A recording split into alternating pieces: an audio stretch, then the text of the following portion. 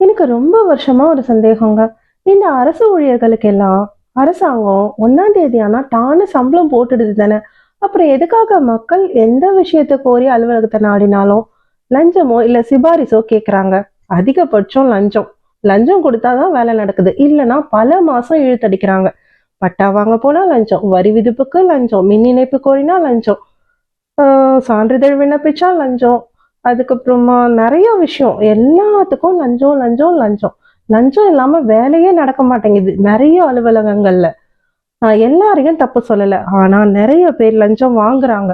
இல்ல சிபாரிசு. பெரிய ஆளுங்களோ, கட்சிக்காரங்களோ சிபாரிசு பண்ணணும்னு சொல்றாங்க. அப்புறம் பொதுமக்கள்லாம் ஏங்க? நாங்கலாம் தானங்க ஓட்டு போட்டு ஜெயிக்க வைக்கிறோம். அப்புறம் எதுக்காக அரசாங்கம் தானே இதுக்கெல்லாம் நடவடிக்கை எடுக்கணும்? யார் தான் இத தட்டி கேட்கறது?